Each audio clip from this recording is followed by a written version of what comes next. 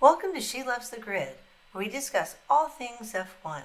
Whether it's happening on the track, in the paddock, or beyond the grid, we'll talk about it all. Hello, and welcome back. It's been a couple weeks. Sorry for that. I'm Claire. I'm Dianne. Welcome to She Loves the Grid. Oh my gosh, it's been a crazy couple weeks. It really has. I don't even know where to begin. Well, we were in Monza. And then it was so much fun and so hot. And I think you and I both extended our stays, and then came back. So much to do, and then it got cold here in Berlin, so I'm freezing right now. Wearing my new Monza jacket. Love it. I love that jacket. Oh my gosh! So how have you been since Monza? I'll tell you mine. We'll just dive into Monza and Azerbaijan since we've got 2 races to cover. And yeah, we'll just touch on Monza, but good. I mean, things are just very busy. You know, coming back from vacation, it's like this week felt like the longest week ever. You know, hundreds of emails and just busy. So that's fun. But my mom's here. Well, she's with my brothers and sisters at the moment, but you know, she's been here, so she'll be back. Awesome. Yeah, she'll be back this week. What about you? Yeah, just, still just doing a bunch of stuff, trying to figure out what to do next. And then again, getting used to the cold because we came back and it was hot. We're like, oh, we just really can't do much because it's so hot. And then next thing we know, I'm freezing. Yeah. But I will get used to this weather. I will. But it's fall. Yay. I mean, I see that, but even here, it's like I tend to not look at the weather because it's always hot. It's like 110 all the time, and I kind of always feel that until Halloween, it's just like that. And I happened to look at the weather app, and I was like, oh, wait a second, the high today is only 99, and then we've got some high 80s and some low 90s for the next week. So fingers crossed. Nice. I'll take it. Right. Well, let's get into it. Well, yeah, like I said, we were at Monza. That was amazing. We can highlight on it quickly. Just the best part of it was sitting under the Forza Ferrari and the flag.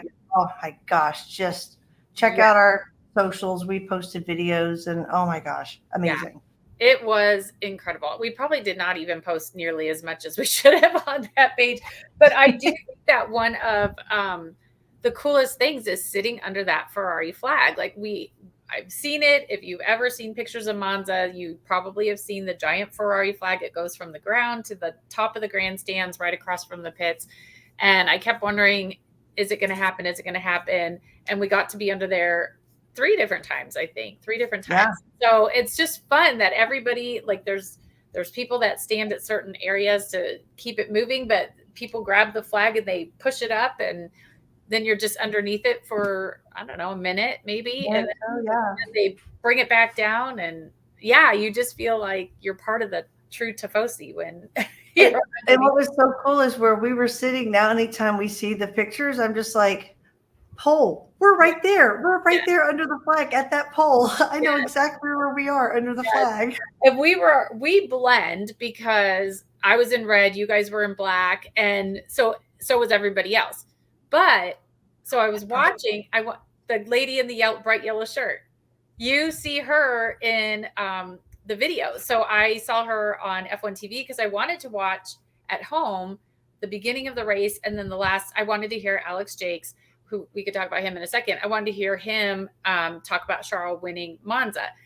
And they kept panning, and I was like, I kept pausing it and telling my mom, that lady was right behind us. She was wearing that bright yellow shirt and the pole. So I knew those were our seats and that was her. But you can't see us because we just blend with everybody else. But we were right there.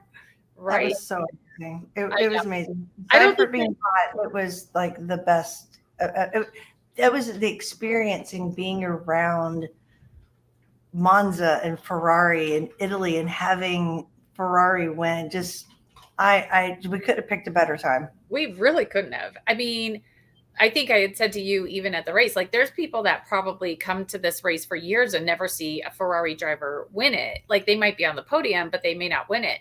And so for Charles to, I mean, first of all, sitting across from the pits. We're right across from McLaren and we were more between Mercedes and Ferrari, but McLaren was right next to them. Mhm. And I remember nudging you when I saw both pit crews, Ferrari and McLaren, out ready. And I remember nudging you and saying, like, watch this because we're going to see who gets the better pit stop. And then there goes Oscar into the pit.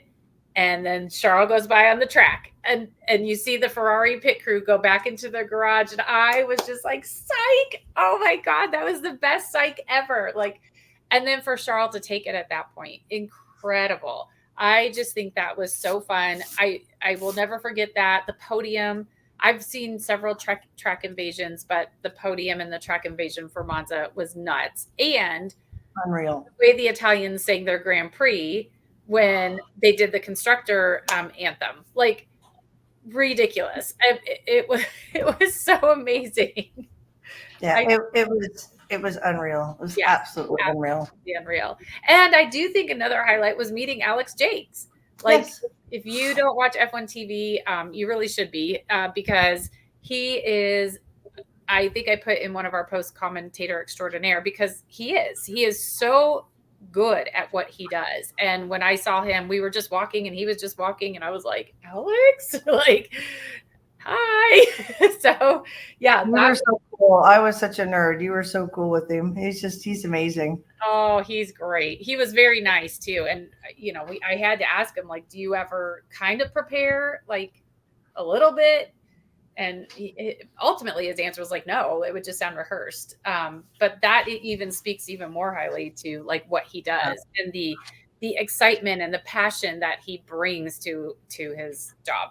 It was amazing. I mean, Monza, if you're going to go, like, I know people said, oh, it could be, you know, a long walk to, depending on where your seats are. I don't think we were prepared for the 2-mile walk the first day. Well, no. Actually on the way in, we went, I said, let's go in this gate. How bad could it be? And like we formed the track. We saw everything, but at the same time, we saw everything.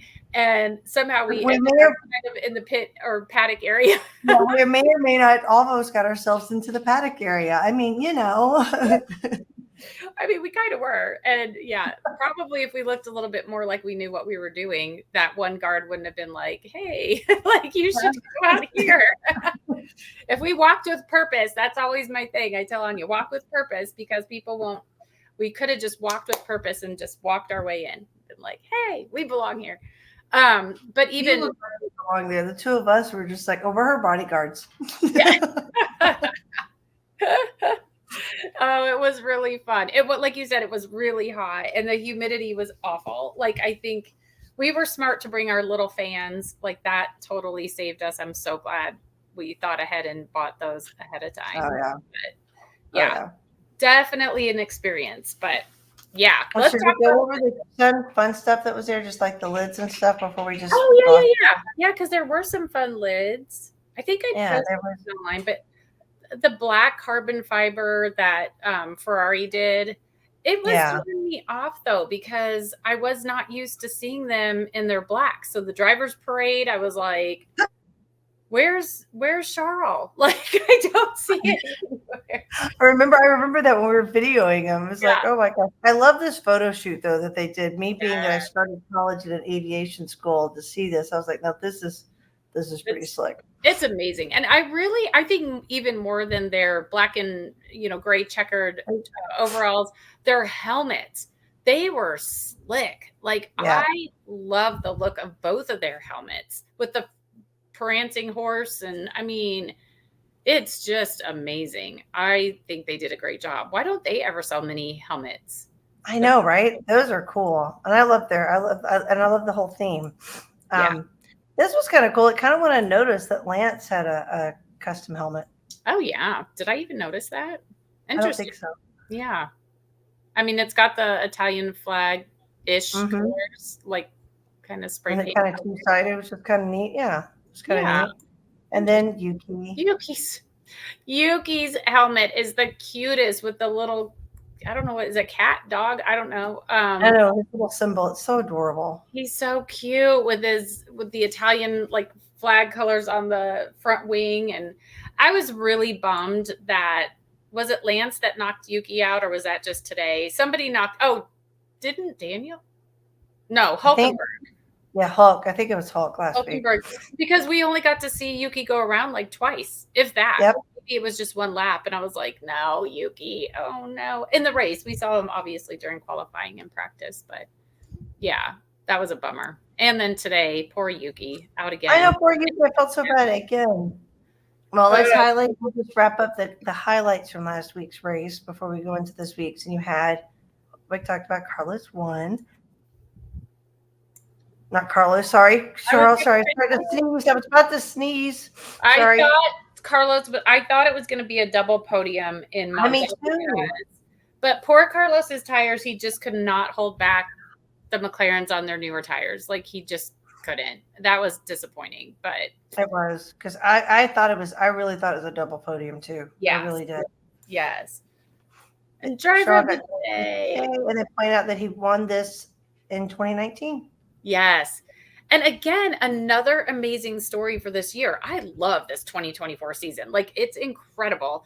And another great story. Like, I mean, we've talked and we've recapped him, from Carlos being the only non-Red Bull driver to win. And then you had Lando getting his first win, and Charles winning Monaco, his home race finally. And now you have Charles winning, Oscar getting his first. I know I'm missing a whole bunch of other stuff, but now you have Charles winning Monza. Like, he even said the two races that he always wants to win, he's won them both this year. It's like a little Grand Slam, Ferrari Grand Slam for them. Like, what a great story. Just another. And every race continues to get more and more exciting. And we get all these, I type the results. I'm like, I'm typing unexpected again. I'm typing exciting again. It's different from last year. It's like, well, Max won again. Like, what can we find fun out of this race? This has been such an exciting year. It's been interesting to see.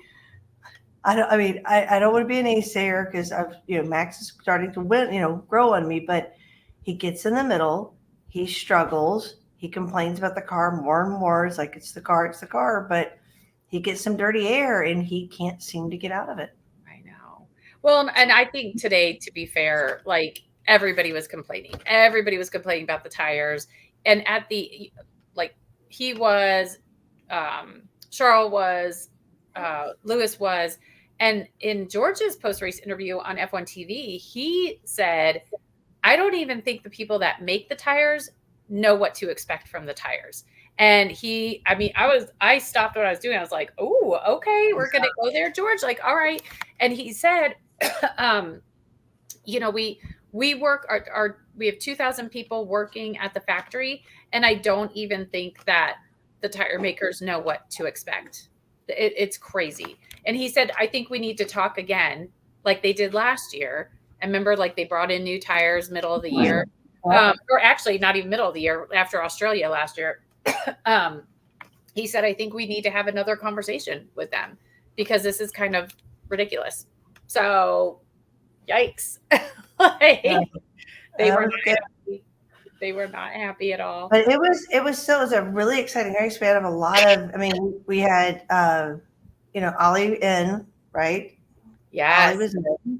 Ollie was in because K-Mag got a penalty after the race in Monza. That was his race ban. I don't know when the last time somebody had a race ban, because they did everything that they could, like a year ago or 2 years ago, I can't even remember now, to avoid Pierre from getting a race ban. Like, things that are a no-brainer, speeding in the pits, he did it multiple times, and they're like, oh, it's okay. They gave Kevin, and they're like, you're done, race ban.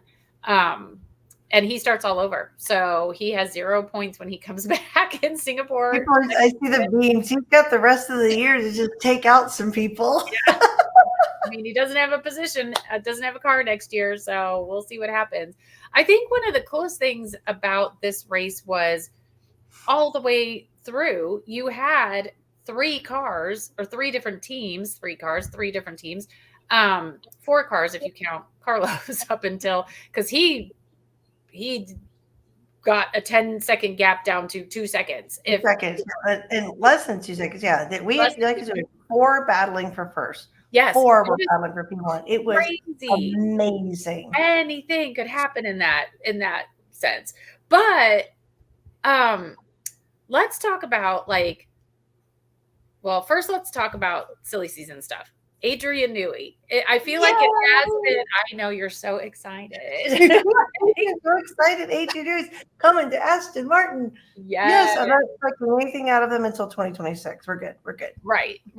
Next year, I feel like is a wash for everybody. I think everybody's going to be like tweaking their cars a little bit, and then like they would normally during a season. There's not going to be, I don't think, any major surprises. But yeah, that is nuts. And I feel like it was a poorly kept secret because was it back in Silverstone? Somebody, I can't remember. I can never remember this guy's name, but he said, I know he's looking for homes in this area where Aston Martin is. And then it's been rumored. And we know Papa Stroll has the money to, throw it at. Supposedly that is worth $30 million, his contract. He gets stock options. He will be doing, obviously, his magic. All the technical stuff. I cannot even believe, more power to Aston Martin. 2026, they are going to be a force to be reckoned with. I enjoyed watching the press conference because I watched it live, and it was really cool to listen to Adrian speak and his passion and why he's continuing on and why he chose to go this path. I mean, obviously, I'm sure some financial, but really just the vision and the technology and the drive he feels he can get, being in what he feels is the last real highly owner active team. So, yeah. That's amazing. I'm excited for him. I think that's cool. And we know Papa Stroll's put, I don't even know, tens of millions, hundreds of millions of dollars into that facility. Last year, they opened that new facility. They have that wind tunnel that they're creating. He went after Fernando, and they're keeping Fernando. Where did I hear? Did I hear something that they were looking for maybe a younger driver? So at some point, Papa Stroll might force Lance out. I have no idea. But bless you. You can't, if you're not watching on our YouTube, Claire's silently sneezing. I don't know. I think it's going to be exciting to watch them because remember last year we were so excited with how well they were doing and Fernando and crazy. That's very exciting. I think the other big story throughout the week was the papaya rules. I feel like papaya rules. Papaya rules. After Monza, and again, I remember sitting with you at Monza and saying, are they going to make Oscar, we're almost halfway through the race, which was a very fast race. We were either a quarter of the way through or almost a halfway through. Are they going to let Oscar just keep going? Are they not going to tell him he needs to switch with Lando? But then we had that conversation, I think, where it's well, what is the right thing to do? Oscar's not that far off either. I mean, he's got further to go than Lando does, but what do you do? Well, this week they came out and they said, we will prioritize the constructor and then we will prioritize Lando. And Oscar was kind of yep, that's what we've agreed to, but nothing is set in stone. So it's okay, are you or aren't you? Are you going to do it? Aren't you going to do it? What? Yeah.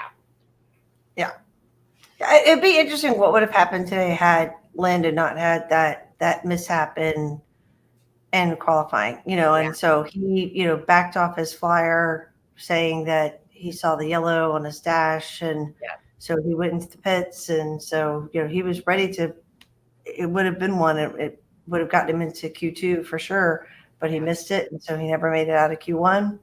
It's technically P17, but once we had, what was it? Gasly got knocked out, and then Hamilton and Gasly went to the pits. Yeah. Then he started P15. So yeah, but to finish where he did from P15 up to P4, that's crazy. I mean, after Perez and Carlos, I mean, he would have been what, P6, 4 or 5, 6.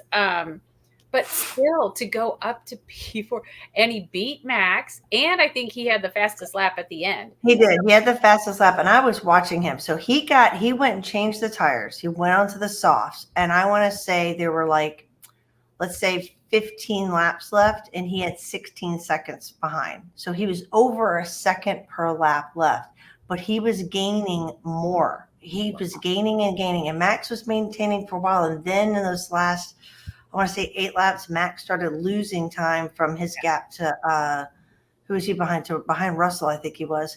And so he was losing his gap too. And Norris was just catching up to him. And by the time he hit, I think 4 laps left, he was less than a second per lap. I was like, holy cow. In the last 2 laps, he was within DRS. Yeah. He just blazingly fast. Yeah. He was so fast, but also at the same time, that's when Max was saying, like, he had no rear grip. The tires were bouncing in the back. Like, he did not have his tires in the back were trash. So a nice combination. But I mean, so we'll look at this a little bit later, but Lando's was able to at least take a few more points away when I thought, forget about it. Like, Lando's not going to be challenging for WDC after this. He's starting in 17th, moved up to 15th, but I did not believe. And he totally did it. Like, it was crazy, but also kind of nice. They did not have to worry about Papyrus rules this time. Like, Oscar, no, they did not. And so Singapore will be interesting. I was talking to you about this before we started, but one thing I started to think about this week was next year with Ferrari. I think they may have their own version of this type of a situation, because you have Charles and you have Lewis, both excellent drivers. They're going to have the same car, which hopefully it will remain as fast as it is. What do you do? Who do you prioritize? Because Lewis wants to win. Lewis would probably love to have his 8th world championship, but Charles would like to have his first. So I just kind of envision the same type of issues. I agree. And now that you mentioned it, think about Williams, Albon and Carlos. I think you've got some fairly equally, not that I don't think Carlos is better than Albon, but I just think that you've got a challenge there, because Albon's like their long time, more like company driver, because he's been there longer, committed longer. And now you've got this guy, Carlos, that's this phenomenal driver coming in. How are they going to prioritize that team? Yeah, that's very, very true.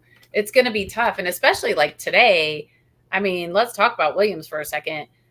First of all, like, they were both fast. They got 10 points today. If you had a chance to see their team pictures on social media, every person, it looks like they just won the constructor.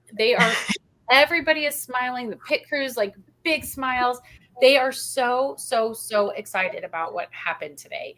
And that's exciting. But it also makes me wonder, and we'll talk about Colapinto in a minute, but I started to think today, do you think that James is a little mad at himself that he waited this long to replace Logan? Because you have Colapinto, who surprised us in Monza. Remember, we were like, wow, he did really pretty good. Even though he was out in Q1, he did really good for his first, real race in F1. His second race today, he got points, in part because of the crash, but he was still right there.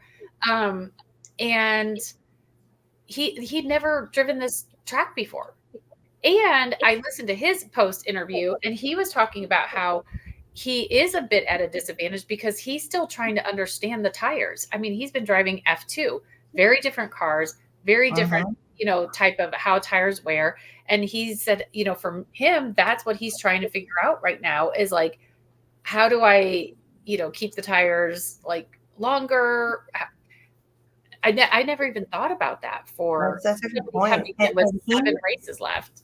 He got 4 points. Yeah. That puts him 19th. It puts him 19th, which is ahead of Joe, Logan, and Valtteri. Wait, if he's 19th. Oh, because they're all tied for 20th or something? No, how does that work? The 20th, 21st, 22nd. That's how they've got him ranked. So Joe is 20th, Logan's 21st, Valtteri's 22nd. Wow. Those three have 0 points. So all of those have 0 points. So Franco has 4 points, In his and second race. Esteban Ocon has 5. So he's 1 point away from Ocon. Magnussen has 6. Ollie has 7. Gasly has 8. I mean, then you get into the double digits with 12. But like he was one race. Yes, that's his In his second race. Second race. That's crazy. But going back, let's talk about the rookies for a second, because we started this season with 0 rookies. It was like the first time in whatever many years, 20 years or something like that, I think. I don't know about rookies. Maybe it was like 20 years where they had every single driver was you didn't have any changes. But 0 rookies. Now we've got Colapinto, absolutely a rookie, coming in. He's already scoring points. You have Ollie Behrman, who has stepped in now twice into F1 races, has scored. He's the first driver to ever score points in his first 2 races for different teams. So he's got different constructor points. What did you say? How many points? 10, and he's done 2 races in F1. Ollie has 7. 7. But still, he's had 2 races where one, he just stepped in at the last minute on a Saturday for FP3 and then quali in the race. And then today this weekend, he's had the whole weekend, but 7 points in 2 races. Maybe we should be looking at more of the F2 drivers and bringing them up, because these guys are exciting. They're so exciting to watch. Yeah, I love this. I love that they both got points. That was so awesome. Yeah, it's really, really incredible. And to see, like, Ollie outperformed Nico. He outqualified him. I think Nico ran into some of the debris, and so that's what I think brought Ollie up. But still, you beat him. You beat him. It's going to be exciting. And now I kind of am sad for Colapinto's not going to have a seat next year. And already scoring points. Well, and thinking about the seat, I saw that Valtteri's talking about he's wondering if he has a seat for next year. I saw that. He said he had to think what that might look like. I don't know. I think that they are looking at other people. Also, I don't know who all they're looking at, because I think everybody's been tied to that seat for Sauber. But I mean, if you're Sauber, do you start looking at Colapinto now and being like, let's see how he looks in the next couple races, and maybe we'll take him? Maybe he goes over. I don't know. That's very, very interesting. We'll have to see. We'll have to see what happens. Red Bull today. Red Bull. Oh my gosh. I mean, between Max complaining, and then it was just so exciting to see Perez was outperforming him all weekend. He had all weekend. Yes, finally. And then you could hear the frustration in his voice with that when that incident happened. And it's interesting to hear that the stewards look at it as a race incident, and that Carlos should have known that, like, he was coming over. Well, they said he was following his same racing line that he'd been following and by the gate and all that. But he should have known that someone was trying to overtake him. So he should have known not to come over. But at the same time, Perez was coming up and could see and had the better advantage to see and knew could see that he was coming, kind of thing. Well, and so Perez had the majority of the track. Carlos, he couldn't go further to the right. Perez had the majority of the track. Was it ideal? No. Would he have been out of the slipstream of Charles? Yeah. But try to prevent it too. Like, you can move down a little bit. Carlos was ahead of him. So he had technically, I think, the right of way to keep inching over. And he was following his line, his normal line. That's the other thing. He was following his normal racing line. So it was not an incident. Unfortunately, it took them both out. So then you have a DNF for Perez. Like, it's the thing he didn't need. He was about to finish with more points than Max, which would have brought him a little closer. Yeah. I couldn't believe it for both of them. Like, I think it would have been so exciting to see that play out. I do think that it seemed like Carlos, after he passed Perez, because I was like, get in front of Perez and just hold him off. Like, hold him off so we know at least Charles gets second. But I think Carlos did try to go a little bit to take at that same time to overtake Charles. And it's like, dude, no, don't do that. I don't think that was right. And then he kind of came back, and then that's where it all happened. But Yeah. And that's the driver's reactions. It was just interesting because on the radio, Perez was like livid, like, oh, what the I don't hell? blame him. He And hasn't been Carlos was kind of like, races. what happened? What's going on? What happened? I don't know.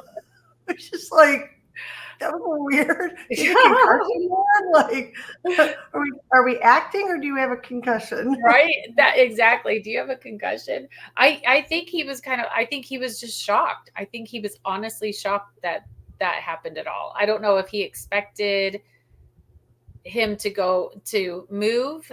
I mean, again, I do think Perez had the majority of the track that he could have moved over, and Carlos had the right of way, and he just expected it.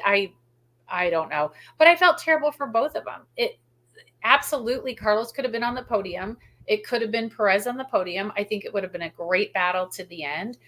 I was gutted for Perez, honestly.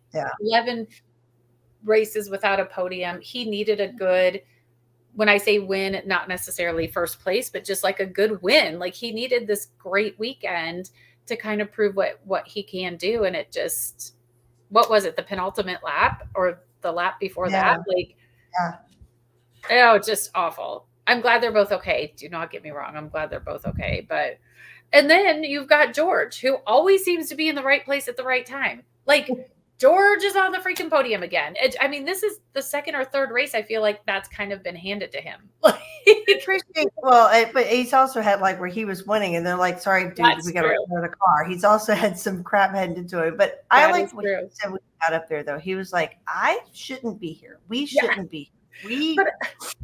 Yeah." I agree with him. And I feel like that was kind of, and I'm not saying that anybody was doing anything on purpose, but and maybe it was just more George feeling like he shouldn't be there. But in the cool down room, they weren't really, it was Oscar and Charles were talking to each other, and they only kind of included him when Oscar asked Charles, like, does your back hurt? And he's like, no. And then he looks at George and says, does yours? And George is like, no. And he's like, oh, okay. George is like, my foot hurts. And then on the podium with the champagne, George picked up his champagne right away and started to go to Oscar. Well, both Oscar and Charles went to the constructor, to Oscar's engineer, and poor George is just standing on his third podium, like just spraying the champagne at nobody. It was sad. It really was kind of sad. And then they came over and like Charles, like, but it was like he wasn't even there. It was just the constructor, engineer, and yeah. Which, fun fact, I don't know what sport, but Oscar's engineer is a silver medalist in the Olympics. So we need to find out what that sport was in. But like, I thought that was kind of fun. But yeah, to me, it's just funny. George he kind of sits fourth, fifth place, and then pops right in. But overall, Mercedes did not have a great weekend. I mean, no. They just. But we ended up with 7 different teams in the top 10, though, and Mercedes got both. Really? Both in. Oh, so we've got six. You got both McLarens, both Mercedes, Aston Martin, both Williams, Haas, and Red Bull, and Ferrari. That's amazing. This is the kind of season we've been wanting for like 2 years. This is crazy. That was our top 10. Wow. And Oscar's second win of the year. I still feel like it was a smidge anticlimactic because we were focusing so much on the crash that like I don't even think they initially showed him crossing the line. It was afterwards. Right? But 2 wins. You know what I saw someplace is I don't even know. I think Lando's had 139 races, and this is 29 maybe for Oscar, and they both have the same number of wins. Oh, interesting. Yeah, both coming this year. But Oscar, it's like who's the number 1 driver there? Well, if you look as we go further, so we've got that. Then we have Oscar get driver of the day, but now they lead the constructor cup, the constructor standing rather. So that amazing. That's incredible. But also, who put Zach Brown in that photo? If you're not looking at our YouTube, we've got a picture that F1 did, and it's got Andrea and then Oscar and Lando and then Zach Brown's in the background. Oh, annoying. From F1. Holy cow. I really want to know. You know who is conspicuously not around and usually seems to be around is Christian Horner. After the race, was he interviewed anywhere? I think that guy's probably... I heard him at the beginning, pre-race, but that was it. Yeah, I'm guessing he's not happy right now. But this is the first time I think Lando said in 10 years that McLaren has been leading the constructor. That's nice. And let's look at that. So we have... Yeah, let's look at the constructor. Look at that. I didn't realize it was 20. So, okay, if you're not watching, McLaren 476 to Red Bull's 456. Wow. And then you've got Ferrari 425.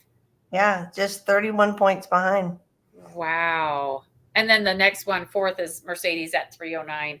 So that's going to be tricky for them. At the bottom, though, Williams moved up. Alpine. I mean, Haas is right above them with 29 versus Williams 16 points. So they've got a little ways to go. But I'm telling you, if Franco and Alex, if they can keep this car going the way they have been, they could inch up with a few more points. They absolutely could. They absolutely could. And Red Bull, like B-Carb, I guess I should say, they have 34.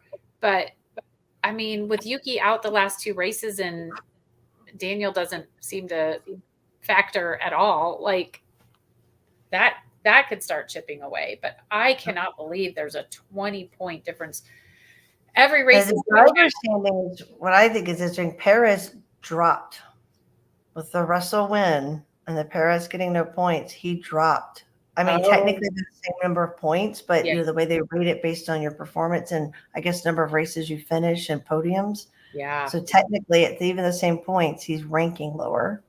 Wow. And then look at the points. Norris that's 46, 56, 59 points. 59 points now. He's just chipping away, but unfortunately he's going to start, unless he starts winning. Yeah. Or max DNFs. And max, DNFs or whatever. He's running out of races to make it happen. Leclerc then 235, Oscar Piastri 222. So he's 34 points behind his teammate. I mean, that's one win, right? Yeah. Don't they get 30 something points? 35? They get 25 points. 25 points. Okay, so 25. So I mean, he could easily pass Charles. I can see that happening. I can see that happening. And Sainz will probably stay right about where he is. Holy moly. That's just, I love that. I love it. The last 2 years, it was such a bummer by the time you got around to Austin at the end of, middle, end of October, to have basically the constructor was wrapped up. Max, had the World Driving Championship. It's not going to be that this year. Yeah. I love that. You just don't know. Because they say it's mathematically impossible. No, because Max could have a DNF. Right. It can happen. There's some DNFs that can happen.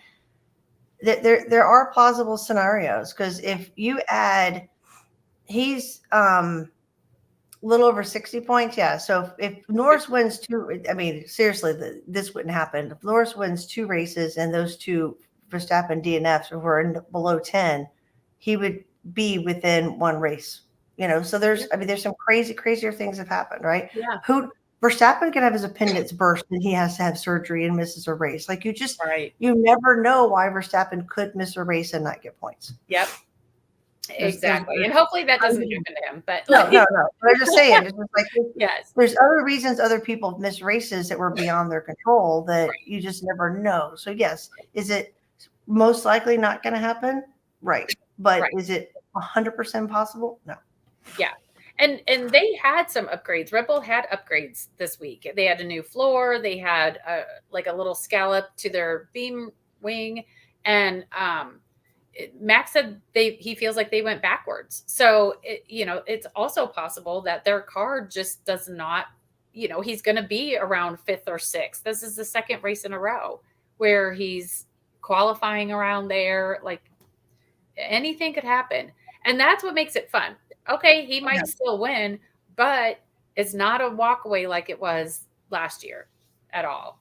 So no, and it's kind of gotten worse through the years. There was a statistic I had we didn't record last week, but I had that showed just the European races, and just if we just looked at the European races, like I think Max is sixth or seventh or something like that. He's pretty low down. Just the points based on everything. It's pretty crazy the number of points that have been won just in Europe. That's incredible. And Ferrari's been on a little kick. I mean, Charles especially he was obviously fast in Monza.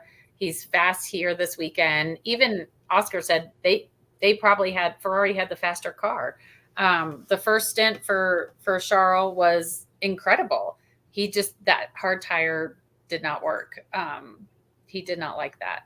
So that's a turning point. Yep. But give me a race like this one where you've got 4 different cars, 3 different teams fighting for, the lead. That's incredible. And even some of the stuff that was happening towards, 10th place. Love to see that. Absolutely. Love to see it. Yeah. Absolutely, because that made it exciting, and it was like, oh my gosh, and the commentators are into it. It's like, oh my gosh, this was an exciting race, and that's why I was like, I know you got up after Vitus, it was finishing, and I'm like, I just posted, wow. I know. I saw that, and I turned my phone over. I'm like, I don't want to see anything else, because I think I was on lap 3 at that point. I got up around 5:30 or something, and immediately turned it on. Wow. What a race. I was just like, oh my gosh. And then as you started hitting it, I'm like, yeah. I couldn't believe it I was still watching, but as soon as that crash happened, that's when I texted you. I was like, what the ever loving just happened? I cannot believe that. Crazy. Well, we've got Singapore next week. Yes. So put that back. Night race, another street race. 3 DRS zones. I already said it was at night. So, hopefully, this is where Carlos won last year. Let's hope. 62 laps. It should be really interesting. Back-to-back street races. We will see what happens. Kevin Magnussen will be back, so Ollie will be back in F2. I don't even know if they're racing there. I don't know, but he's not racing. I think they said the women will be there. I think F1 Academy is going to be there. Maybe. Ooh, that's exciting. I thought that would actually be really cool. That would be really, really cool. Oh, no, I think they are. Singapore. Yes. They are just verified. They will be at Singapore. Awesome. Because I know they announced to the, how each race they have a driver that kind of comes in a special car. They announced that the other day. I don't remember who it is. Sorry. But that will be great too. It's going to be fun. Oh my goodness. But guess what? Then after this, I feel like not enough people are talking about this, but we have a month off. I was looking at that. It's a month. Yep. The next race is not till Austin in October. So, and I think I'll be in the US then. Around the 22nd? You might be. Yeah, I fly in on the 22nd, I think. Oh. Yeah, I fly in on the 22nd. Oh no, so that one I'll still be here. It's the Mexico race and the Brazil race that I'll be in the US. Oh, okay. In fact, the Brazil race, I have to watch it taped because the whole ceremony is that day. Oh yes. I'll be watching it taped too. We'll have a watch party. You and I will be in the corner with earbuds in. Wait, will you? I will tape myself watching. Yep. Okay. Yep. I love that. I do. All right. Unfortunately, I think there's no signal out there.